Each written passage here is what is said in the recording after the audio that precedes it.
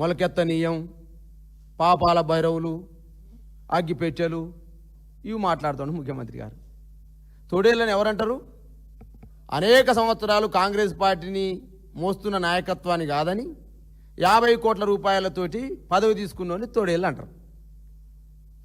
తెలంగాణ ఉద్యమం జరుగుతూ ఉంటే విద్యార్థులు, ఉద్యోగులు, తెలంగాణ 50 మంది సమాజం తెలంగాణ ఉద్యమంలో ఉంటే నాకు ఉద్యమం అవసరం లేదు, నాకు కలెక్షన్లు వస్తే చాలు, చంద్రబాబు నాయుడు మెప్పుంటే చాలని చెప్పేసి తెలంగాణ ఉద్యమానికి వ్యతిరేకంగా రైఫిల్ పట్టుకున్నోని పాపాల భైరవులు అంటారు.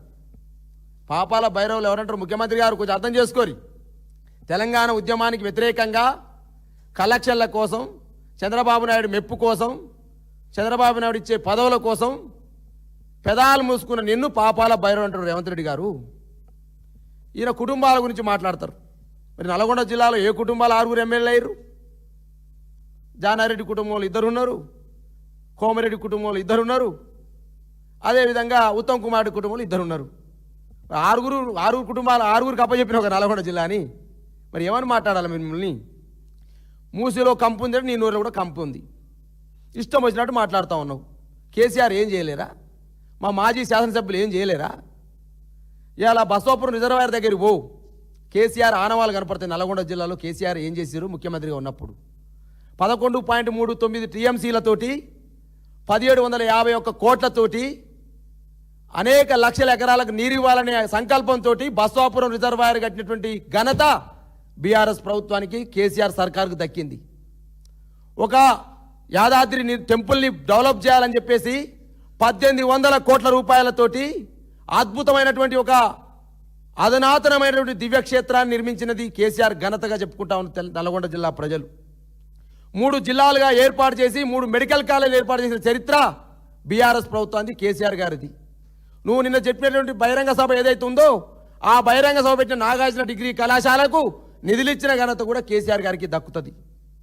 ఐట్ ఫామ్ల లిఫ్ట్ అయినా, ధర్మారెడ్డి కాలువైనా, బునాది గాని కాలువైనా, మూసీ సంబంధించినటువంటి నిర్మాణమైనా అనేక రకాల ప్రాజెక్టులకి, అనేక రకాల కార్యక్రమాలకు నిధులిచ్చింది కేసీఆర్ గారి ఘనత. అది కేసీఆర్ గారి ఆనమాలు. కేసీఆర్ గారు ఏం చేసిరో తెలియదు, గతంలో బీఆర్ఎస్ పార్టీ మాజీ ఎమ్మెల్యేలు ఏం చేసిరో తెలియదు. ఏమైనా ప్రతిరోజు రేషన్ కార్డు ఇవ్వలేదని మాట్లాడతారు. 2016లో ఎన్ని రేషన్ కార్డులు ఇచ్చిందో ఇది చెప్పింది.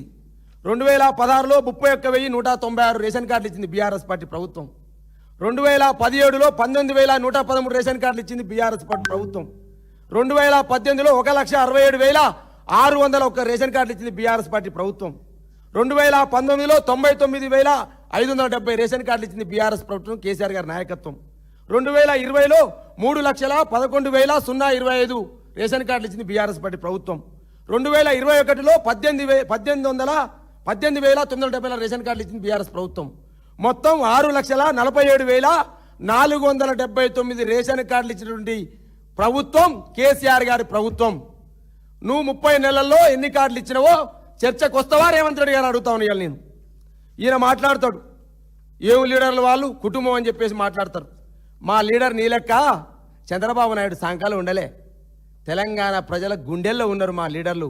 ఇది కేటీఆర్ గారు జైలుకు పోయినటువంటి కార్డు చూపెడతా ఉన్నా, జైలుకు పోతున్నప్పుడు నిర్బంధించినటువంటి కారు చూపెడతా ఉన్నారు రేవంత్ రెడ్డి గారు. కళ్ళుంటే చూసుకో, మా నాయకుల చరిత్ర ఇది, మా నాయకుల చరిత్ర ఇది, మా కేటీఆర్ గారి చరిత్ర ఇది, మా హరీష్ రావు గారి చరిత్ర ఇది. చరిత్ర గురించి మాట్లాడుతూ ఉన్నాడు. డాక్టర్ బాబాసాహెబ్ అంబేద్కర్ అంటారు, చరిత్ర తెలియని వాడు చరిత్ర నిర్మించలేడట. ఇది చరిత్ర తెలియదు కదా, తెలంగాణ చరిత్ర తెలియదుగా. మా నాయకుడి చరిత్ర, హరీష్ రావు గారి చరిత్ర. హరీష్ రావు గారి గురించి మాట్లాడే ముందు కొంచెం సోయి పెట్టుకొని మాట్లాడు, సోయి తెచ్చుకొని మాట్లాడు, గత చరిత్రను చూసి మాట్లాడు. హరీష్ రావు గారు గుండెలు పిక్కుటిల్లేలా తెలంగాణ గుండెల్లో ఉన్న తెలంగాణ వాదన నిలపడం కోసం జైలుకి వెళ్ళిన నాయకులు మా హరీష్ రావు గారు. ఇక ఈయన చరిత్ర కూడా ఉంది, గొప్ప చరిత్ర. ఎంత గొప్ప చరిత్ర చూడు, ఫోటోలు చూడండి. ఇలా 50 లక్షల బ్యాగుతోటి తెలంగాణ ప్రభుత్వాన్ని కూలగొట్టాలని, ప్రభుత్వాన్ని కూలదోయాలని చేసిన చరిత్ర రేవంత్ రెడ్డి గారిది. ఈయన కూడా చరిత్ర గురించి మాట్లాడతాడు. రేషన్ కార్డు ఇవ్వలేని అబద్ధాలే మాట్లాడతాడు, చరిత్ర కూడా తప్పే చెప్తా ఉన్నాడు.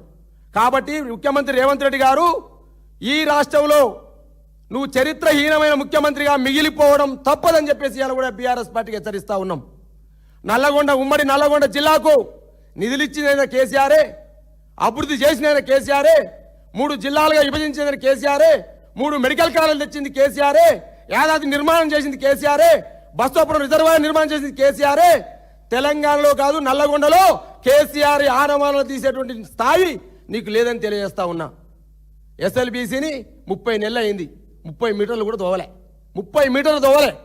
30 మీటర్లు తీసే ప్రయత్నం చేస్తే 8 మంది ఇంజనీర్లు చచ్చిపోతే 2 శవాలు బయట తీసి 6 అలానే ఉన్నారు. ఈయన కూడా మాట్లాడుతుండు కేసీఆర్ గురించి, కేటీఆర్ గురించి, హరీష్ రావు గురించి. రేవంత్ రెడ్డి గారు ఒక్కసారి తమ స్థాయిని గురిగిందట, తన కింద నలుపు నెరగదట, ఒక్కసారి తమ కింద నలుపు నెరిగి మాట్లాడాలని చెప్పేసి ఈ వేదిక ద్వారా విజ్ఞప్తి చేస్తామని ముఖ్యమంత్రి రేవంత్ రెడ్డి గారికి. Thank you.